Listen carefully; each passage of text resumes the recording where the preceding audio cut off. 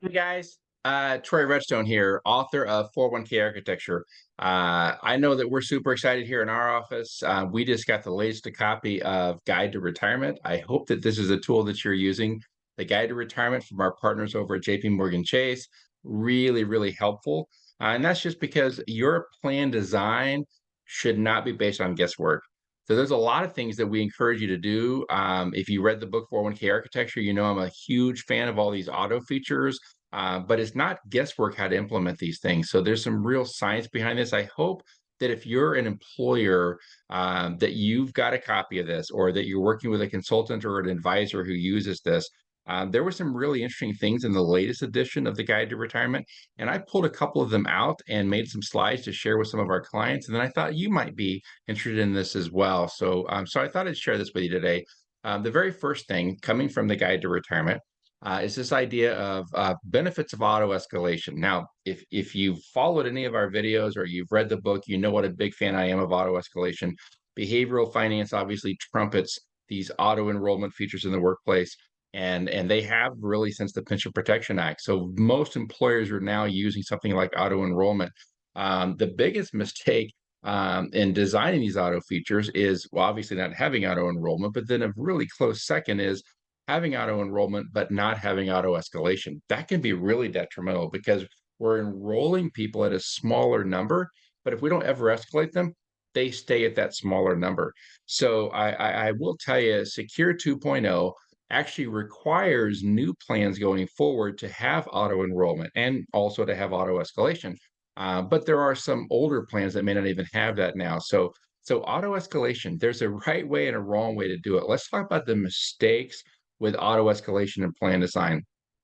The first mistake obviously is not having it, but the second mistake is enrolling people too small. The third is enrolling people too high, and then the fourth is not escalating them fast enough. Now, not having auto escalation, that's obviously something every plan should have, and it's going to be taken care of going forward as a result of Secure 2.0.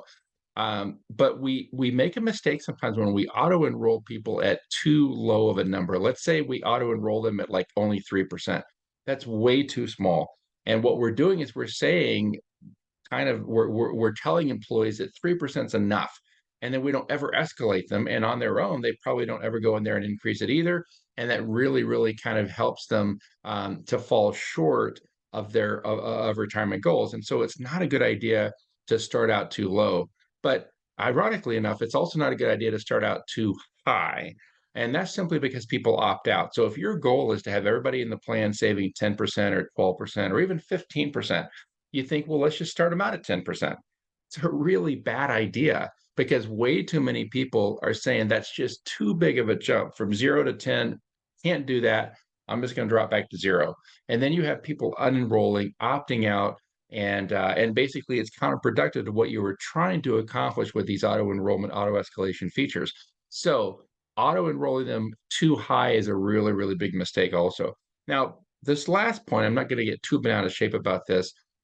You can auto escalate people at 1% a year, but I would just say you might want to consider auto increasing by, say, 2% a year. I've seen that done really, really successfully. Like maybe you auto enroll people at 4, and then you go to 6, and then to 8, and then to 10, and in only 4 years, you kind of get them on track. So it's not necessary to do it in just 1% jumps a year. So JP Morgan in the Guide to Retirement, they kind of modeled some different ways about the correct way to do auto escalation, and they demonstrated how this really, really works. So their assumptions in the model are that you start out at 25, you retire at 65. They're assuming for this illustration a starting salary of about $50,000. They're also assuming an employer match, like 100% of the first 5% someone puts in, and they're assuming an investment return over time of 7%. If you've seen our other videos, if you know anything at all about the market, a 7% rate of return is not crazy. So that's a very fairly modest or moderate and fairly achievable rate of return in the market. So let's look at the illustration that JP Morgan put together in the Guide to Retirement. You have somebody who is consistently saving 3% annually and over 40 years at a 7% rate of return.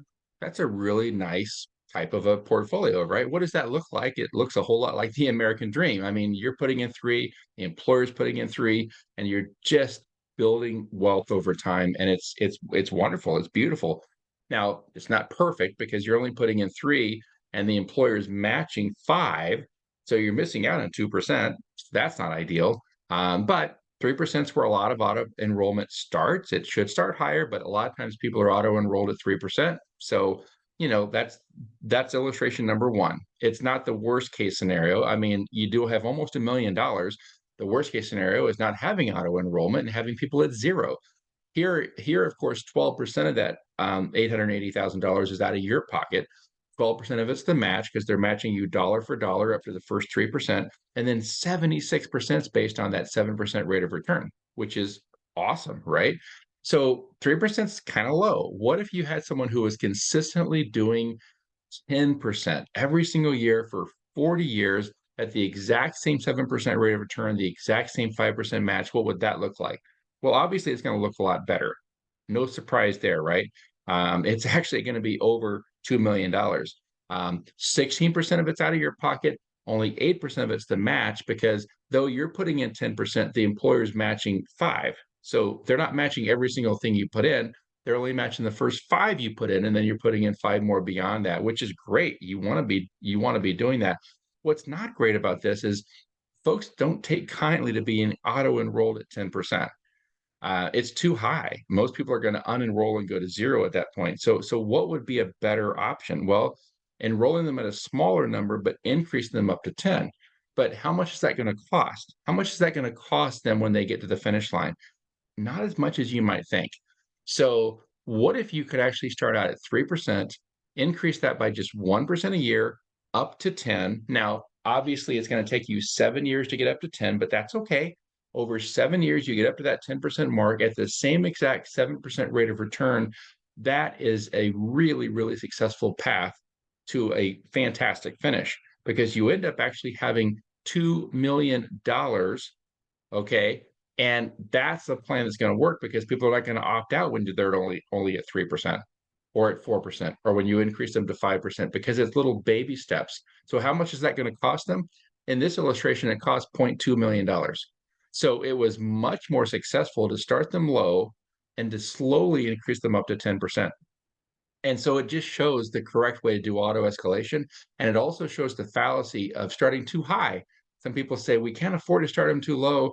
We got to just start high, start them out at 10%. And actually, that's really, really bad advice. So the Guide to Retirement has the research, the numbers that you need to have very effective plan design.